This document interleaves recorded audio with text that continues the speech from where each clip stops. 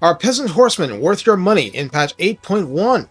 This isn't an idle question, since even in the best case scenario for manual battle combat, auto-resolve will be a cruel dakawa for these units. So it is very much a pertinent question. What can they do for you, and are they worth it? That depends. So we'll pull the big boy pants on and sift through the stables. Recruit for 400 gold and 100 upkeep. On Ultra, the Peasant Horsemen come with 60 entities and 5,520 health, or 92 per man and beast combined. Armor is the Peasant standard of a mere 15.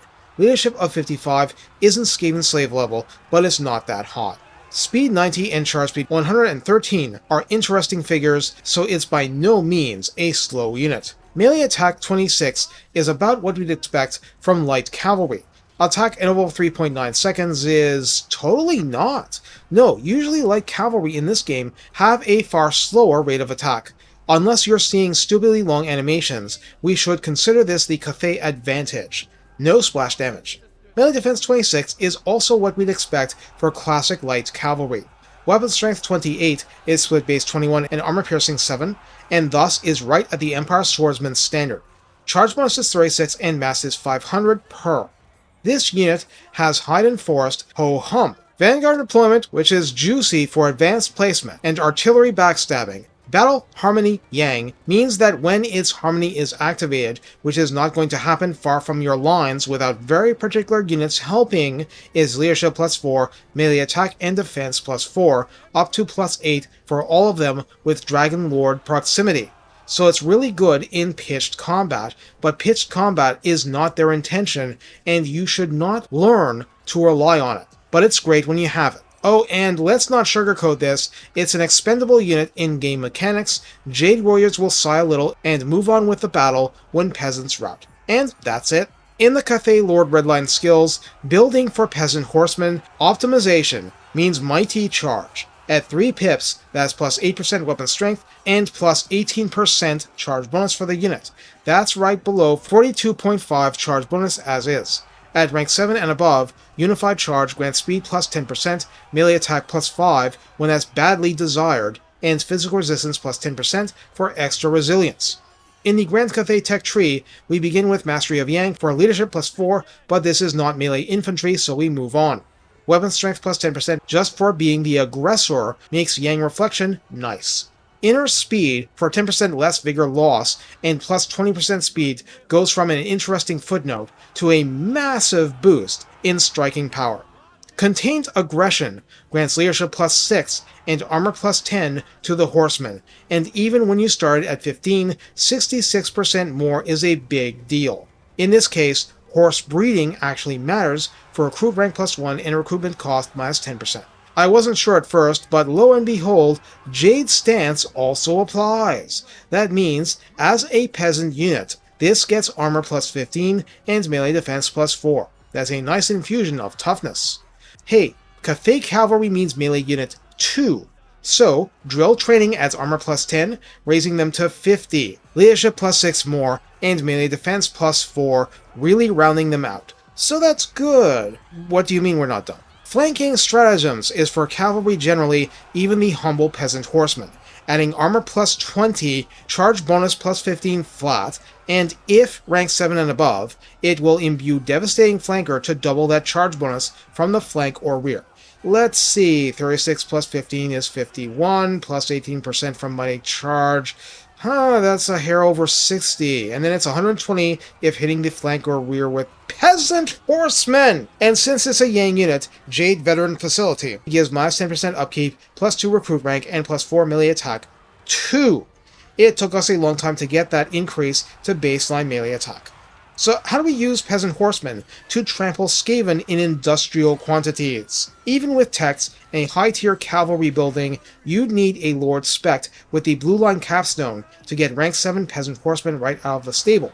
So you can't rely on the devastating flanker part with typical fare. That said, armor 70 Peasant Horsemen later on makes them dangerous from sheer stubbornness. Light cavalry typically drown in melee combat and live and die from speed and charge bonus, and then running for the hills when it turns against them. Cathay at least has the option of making them stronger in pitched combat, either through harmony, like bailing out friendly lines close to your foot missile troops, or through tech tree and similar benefits. Basically, you came for light cavalry and stayed for medium cavalry with an eye-popping ceiling. I mean, 70 armor peasant horsemen. The overperformance potential is quite high, but you are still dealing with expendable peasants. What you can look forward to, reliably, is peasants on horses that move 20% faster by turn 20 unless you deliberately pass on it.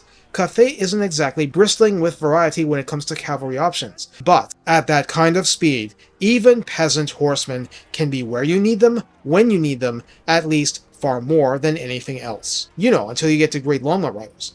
The problem at this point isn't that they can get around, it's that having them survive the enemy's mobile options to do their flanking attacks is naturally suspect. And as I alluded to in other videos, completely besides Onyx Crowmen being a crazy boost to Peasant Horsemen on the flank, heroes and lords with the mobility to keep up can flip the script on this. But also, Tiger Warriors, with no concern for that harmony system themselves, are just plain hard-hitting and can temporarily anvil for horsemen quite well. A lot of the units in this roster simply can't keep up with the Tigers, but horsemen do better than keep up. They have their choice of angles and timing, provided something bigger didn't wreck them. So, be concerned about boar boys, but do smash and stab wolf riders, and bogging down spider riders until Tiger Warrior regulars claw them to shreds is just fine.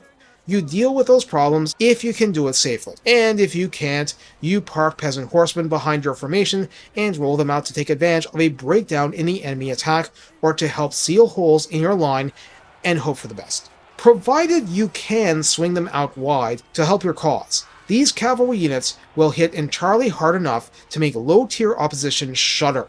They can't win battles on their own, it's just not going to work, but as part of a combination, they can be quite fearsome. And that's before the campaign buffs here level them up enough to be seriously improved. So, are they worth the same investment as peasant archers, absent huge distortions from the tech tree and buildings? Yeah, they're worth the gold, but the tactical utility is conditional and situational. Their value soars as the techs pile up, and then their utility gets very questionable as the opposition armors up. But wherever you fight exceptions to that, like 6 units of Chaos Warhounds or a bunch of barely dressed Chaos Marauders, they're going to fight hard for you while protecting your vulnerable national balance sheet. You do have to put a little work in it, but I say, don't be afraid to use them as filler where you wish you had Jade Lancers. Sometimes you really do want the option of reaching light enemies at the far edge of your missile ranges, or even beyond them. That's where even the light, expendable peasant cavalry is riding to your rescue, because if it's 240 range out of range of your crossbows, a hard gallop, and it's 3-foot range for a spear. Just be realistic about what the enemy can fight off, both in terms of numbers and quality. Some missile units are more decent melee combatants than others. Take care, and have fun taking a tier 2 construct unit to turn mere peasants into ferocious melee beasts. Onyx Crowman synergy is the most available, so I keep mentioning it. Without a huge stat disadvantage against their foes, even these light cavalrymen can put on a good show.